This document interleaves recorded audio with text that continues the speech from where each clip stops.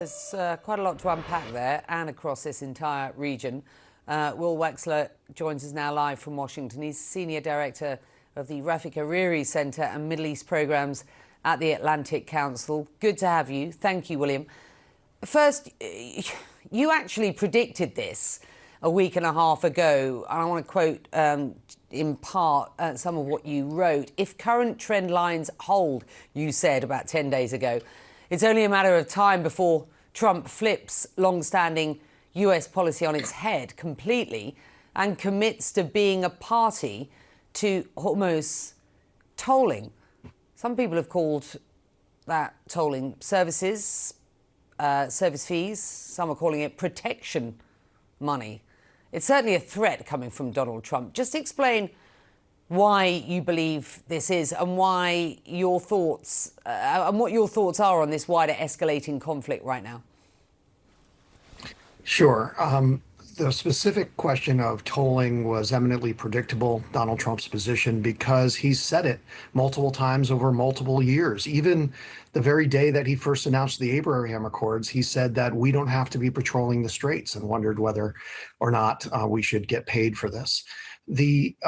The conflict itself is escalating. It's been escalating for the last week, ever since Iran first targeted shipping, and it's escalating for one clear reason: because the memorandum of understanding that created the ceasefire led to two completely opposite conclusions about who owns Hormuz. The Iranians concluded that the memorandum gave it to them. The Americans concluded that no, it didn't, and thus we're in this situation.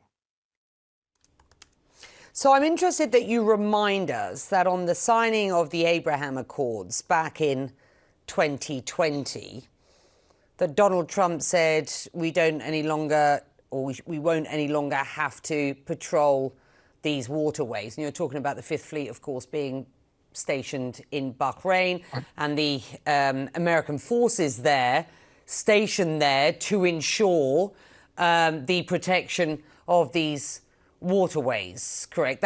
That's what you're reminding us of. And of course, you know, he's still pushing to expand those Abraham Accords. Point being, I think, is the point that you're making, is that this was always about being able to withdraw US forces from the region, correct?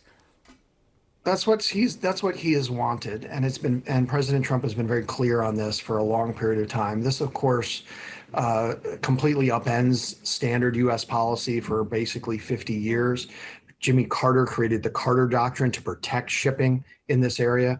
Ronald Reagan made the Reagan corollary to the Carter Doctrine to reinforce that. That's been the consistent U.S. policy for many decades, Democrats and Republicans.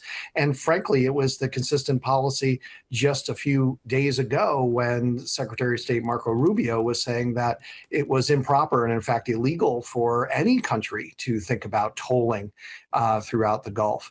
We have gone from being the greatest protector of the free flow of navigation from any military or economic constraints to now saying that we are going to be part of those economic constraints.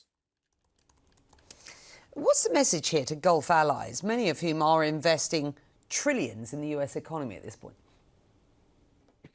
It's a very confusing message to Gulf allies. They desperately need Hormuz to be open. They need to be ensured of the security commitment from the United States.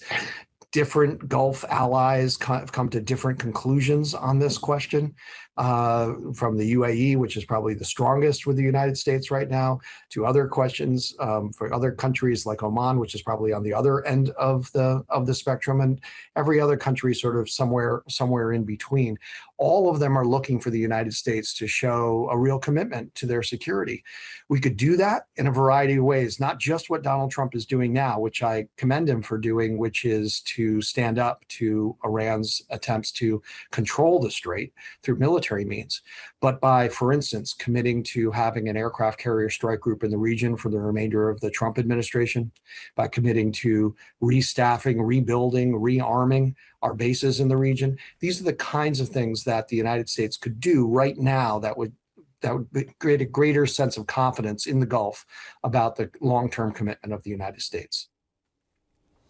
I wonder how concerned you are and we should be, about renewed military conflict between the Houthis and the Saudis, that at this point could escalate to the point of choking off the Bab el-Mandab Strait, which is, of course, to the west of what we're talking about. Strait of Hormuz, one massively important geopolitical sort of choke point at this point. The other could potentially be what we're seeing on the map as you and I speak down there off Aden.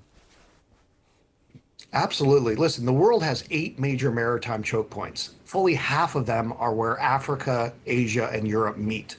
This is amongst the reasons why this region is critically important. When you combine that with the energy resources, the disproportionate energy resources in the region, this is why President Carter, President Reagan, and everyone else since has had this kind of commitment to the region.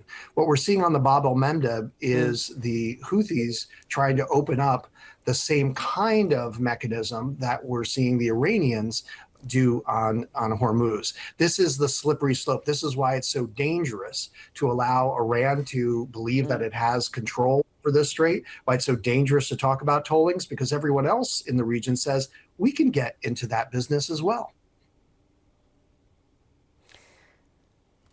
Good to have you talking about what are two really key files at this point. Diplomacy, meantime, is kicking into gear across other related regional files. Israeli and Lebanese officials held their latest round of talks in Rome today. Next hour, Iraq's new Prime Minister al-Zaidi will meet with Donald Trump at the White House. I want your thoughts on both, starting with the significance of this trip of the new Iraqi Prime Minister to Washington.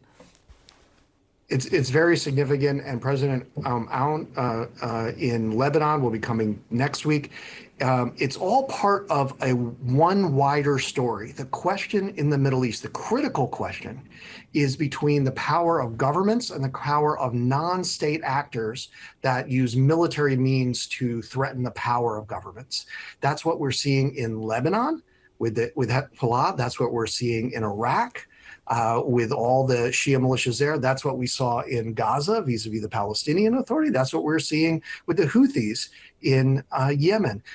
We're seeing, and all of these are supported by Iran. That's the bigger picture across the entire region. And what's going to, then the number one question before President Trump and al-Zaidi when they meet is this question of what is the Iraqi state willing to do now that it wasn't willing to do previously in trying to limit the power of these violent non-state actors inside of Iraq who take orders from Iran. What are they willing to do to disarm them, to shrink their powers? They've already taken some steps. They've already made some announcements in both countries, in Iraq and in Lebanon, but so much more needs to be done. And that's what will be top of the priority for President Trump. Navigating a new or different Middle East, and what that will look like going forward is unclear at this point. Always good to have you. Well, thank you very much indeed for joining us. Well, a White